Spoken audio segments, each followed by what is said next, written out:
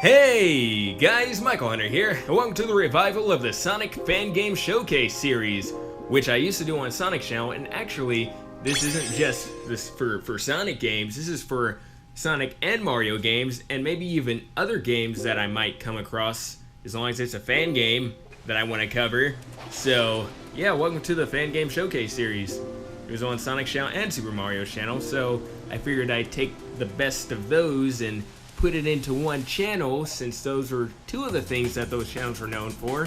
So yeah, they're back on Mykle's channel. Hooray! Okay, so let's go ahead and talk about this amazing game known as Sonic vs. Darkness, created by Nefault1st. And this game is pretty much one of the best modern style Sonic fan games I have ever played. It is really, really well done. It feels just like playing one of those like one of the Sonic Rush games, combined with the gameplay of Sonic Generations. They did a very well job. I say they, but really it was mainly just Nefault1st. He did the remixed music that you hear on here, and he also what else did he do? He did all those really awesome looking typography graphics, like whenever it says cool and awesome, he created the logo. There was just so much that he did, and of course he did the level design and the programming of the game. He just really went all out with this game. Like, this game is very impressive. I definitely recommend you guys checking it out. The link will be down in the description below. But yes, this game is just pure awesomeness, really. There's a bunch of really cool branching pathways as well, just like this section coming up. Like, you can go through this wall, and right there I had an opportunity to jump, but I missed it because the anchor went down. But yeah, there's just a bunch of different pathways, just like the actual Sonic games like this, like Sonic Rush or Sonic Generations. It's just so well done. Seriously, this game is amazing. Okay, so let's go ahead and move on to the next section, jump inside this cannon, and kaboom! There we go. And I love this part coming up right here. That transition into the cave was just amazing. Kind of like the first level, which I didn't show in this video, but there's another part similar to that, where you actually enter inside one of the castles after being outside. It's just a really cool transition, and it makes the levels themselves feel a lot bigger, because it just adds more variety to it. Because first you're outside, then you're inside, and both look completely different from each other, and it just... Man, he just really went all out with this game. I can say pretty much nothing but positive things about this. The special effects are really good, the graphics blend really nicely together. I just love it. Right now, the creator has a lot going on, but he's definitely still working on it from the last I checked. This is a cool little section right here, going down the waterfalls and switching. Ooh, and there's a hidden one up there. There we go. That'll work.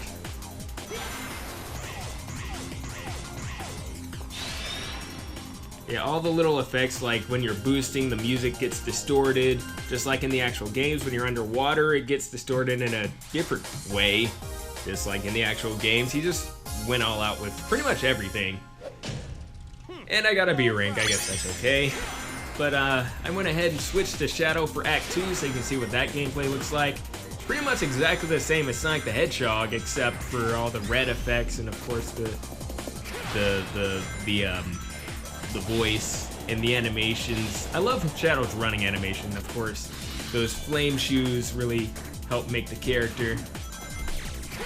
So overall, he plays pretty much identical to Sonic the Hedgehog, except he's Shadow. Shadow's cool and edgy. So that's all you gotta have with Shadow the Hedgehog. That's how it was in Sonic Adventure, played exactly the same way, so he's pretty much just a recolor of Super Sonic anyway. Even though, like, don't kill me, I do like Shadow, he's really cool. Other people might not feel the same way, but I always thought Shadow was cool. I love his shoes. Those are just some really cool shoes. I want some myself. Like, wouldn't it be cool to just skate around with those flame shoes? That would be so cool. Okay, so we got some more mini waterfalls here. And I believe we're approaching one of my favorite parts. Let's see. Yes, this part right here. It's really cool. I don't even think you can access these other areas that you can see in the background here. And all these enemies. It's just a really nice touch here. And now I am outside. That was a very cool way to exit the cave. And even that little... There's so many details to mention on here. It's so good.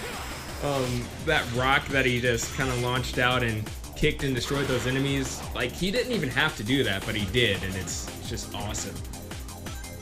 And now it's time to slow down for a little bit and do some pole climbing. Grab this one up and go down. I believe we're about to approach one of the other sections I really like. We get down this hill. Oh, okay. It's this part first. Another boat chase with a bunch of cannons shooting at me. Shooting at me. So if you're not boosting on that part, you're pretty much going to lose all your rings or even possibly die, which you don't want. So you want to keep boosting so that way the cannonballs just bounce off of you. You're kind of invincible somewhat during that state. And here's the part that I really like. That was another amazing transition, and both in the same level. Like, it's just so good. My mind was blown. When I first played this, my mind was blown at that part. I wasn't expecting an anchor to actually lift me up and take me inside the ship. It was just a really nice detail there. It's one of those things that you wouldn't think too much of in an official Sonic game. Of course, it would still be cool, but the fact that this is a fan game and has that much thought put into it, that's what makes it more impressive. So right here, we got a bunch of waves of enemies. Got to destroy them while I still have the invincibility, and I just lost it, so that's a bummer. But we still destroyed all the waves of enemies, so that means we can move on to the next section and jump inside this other cannon and do the same. And now I'm outside the boat. Ooh, we got a hidden item there. So I'm not going to show the boss battle on here. I want you to play that for yourself. Go ahead and download the game. I'm approaching the end of the level right here. And that is it for Act 2. Like I said, there's a bunch of different branching pathways. There are actually three other stages if you count the boss act. That's in the actual demo, so yeah, the link will be down in the description below if you want to check this game out and all of his awesomeness. Go ahead and support Nefault1st. He put in so much work into this game, it's ridiculous, and he definitely deserves your support.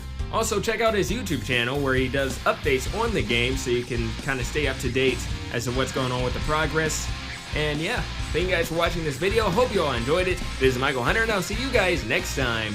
Later. This has been